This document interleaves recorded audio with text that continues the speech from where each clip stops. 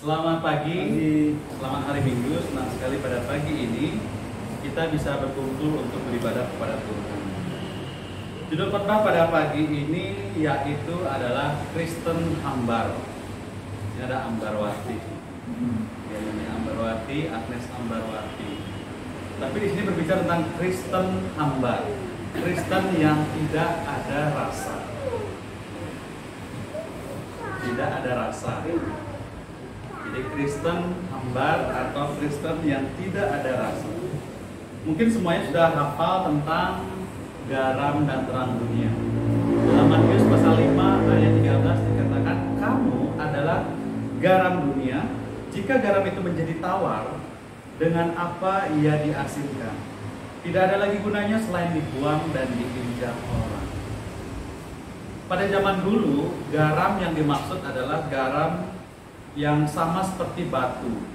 Jadi orang-orang Yahudi pada saat itu garam itu tidak seperti kita serbuk ya, tapi zaman itu batu yang mana tinggal dicelup di kuah atau masakan dan selalu dipakai. Ketika sudah lama maka dia akan hambar dan akan dibuang untuk dipakai jalan sehingga diinjak orang, dikatakan seperti itu. Itu pada masa itu. Tetapi di sini Yesus Kristus berbicara tentang bahwa kita adalah garam. Garam yang harusnya mempunyai manfaat seperti perasa, kemudian pengawet, penyedap makanan, pupuk bagi tanaman, dan juga obat-obatan. Itulah adalah manfaat garam. Dan garam itu rasanya asin ya, semua pasti pernah merasakan garam.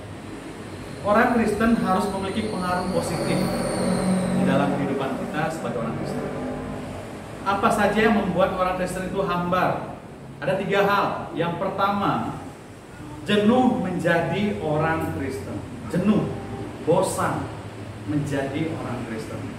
Dalam Kamus Besar Bahasa Indonesia dikatakan jenuh itu bosan. Dan arti dalam bahasa Yunani bagi jenuh atau bosan itu adalah terbakar habis. Sudah hilang semangatnya,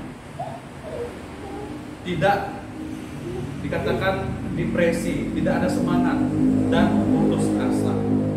Dalam pengertian sederhana, jenuh adalah perasaan bosan dalam melakukan aktivitas yang sama terus-menerus sehingga kita tidak mau lagi melakukan hal-hal yang sama, bahkan tidak mau lagi melakukan hal yang seharusnya dia lakukan. Itu adalah perasaan bosan, jenuh.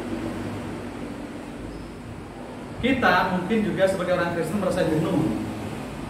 Tiap minggu harus beribadah, harus berdoa, bernyanyi, kemudian mendengarkan firman Tuhan, mengambil perjamuan. Itu dilakukan rutin, kita akan jenuh, bosan. Padahal Tuhan meminta untuk melakukan hal tersebut. Seringkali orang itu ketika melakukan terus-menerus dan perasaannya sama, maka mereka timbul kejenuhan, timbul kebosanan dalam hati mereka, dan mereka tidak mau lagi melakukannya.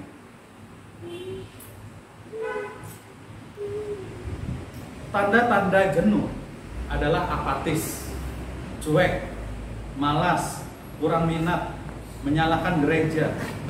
Jenuh bisa berarti perasaan yang bosan, sumpek, malas untuk melakukan segala sesuatu yang harus dikerjakan. Dan seringkali ya, orang murtad itu dimulai dari gejala pertama, yaitu jenuh, bosan. Dia murtad, dia kehilangan, dia keluar dari koridor sebagai orang Kristen itu karena jenuh, karena bosan menjadi orang Kristen. Maka hati-hati bila kita merasakan jenuh, saudara. Bila kita bosan menjadi orang Kristen, hati-hati, itu adalah arahnya gejala keluar dari koridor sebagai orang Kristen. Oleh karena itu, buatlah bagaimana kita itu bisa semangat. Tidak harus menunggu gereja itu yang semangat, harus dari diri kita. Jangan kita berharap gereja yang akan memberikan semangat buat kita. Tidak, karena kita adalah gereja itu sendiri. Mulai dari diri kita untuk bersemangat di dalam bernyanyi, di dalam beribadah kita, maka tentunya di situ ada semangat yang akan memberikan pengaruh buat orang-orang sekitar kita. Yang kedua, orang Kristen itu hambar karena bimbang. Tadi karena bosan atau jenuh, yang kedua bimbang. Bimbang berarti tidak tetap hati, ragu-ragu, khawatir, cemas.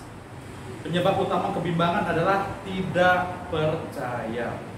Kalau kita menjadi orang Kristen tetapi ada perasaan bimbang sebagai orang Kristen untuk mengikut Tuhan, berarti kita kurang percaya. Ada kekhawatiran di dalam hidup kita. Kita itu sama seperti benih yang tertanam di tanah yang penuh dengan semak duri, semak belukar. Benih itu tumbuh tetapi dihimpit oleh rasa kekhawatiran, adanya perasaan cemas, bimbang di dalam hati kita. Saudara yang dikasih Tuhan, Tuhan sangat membenci kebimbangan. Dikatakan tidak boleh suam-suam kuku. Jika panas ya harus panas, kalau dingin ya harus dingin. Tapi katakan iya jika iya dan katakan tidak jika tidak. Alkitab mencatat mengenai arti kebimbangan itu sendiri. Yang pertama adalah terombang-ambing. Tuhan tidak menginginkan kita diombang-ambingkan oleh perasaan kita atau orang-orang yang menggoda kita atau hal-hal yang menggoda kita. Kemudian yang kedua, kebimbangan itu berarti tidak ada kepastian hidup. Yang ketiga dikatakan kebimbangan itu tidak ada tujuan. Kemudian yang keempat tidak akan mendapatkan sesuatu dan kurang percaya. Itu semua ditulis oleh Alkitab tentang arti kebimbangan. Tidak percaya, kemudian tidak punya tujuan, tidak ada kepastian dan terombang-ambing.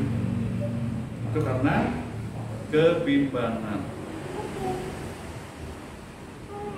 Kita diminta untuk jangan bimbang di dalam hidup ini. Harus yakin, harus percaya kepada kehidupan kita sebagai orang Kristen, supaya kita menjadi Kristen yang punya rasa, yaitu rasa seperti garam tadi, jangan tawar. Nah, yang ketiga, kenapa orang Kristen itu hambar? Tadi yang pertama itu adalah karena bosan, jenuh. Yang kedua karena bimbang.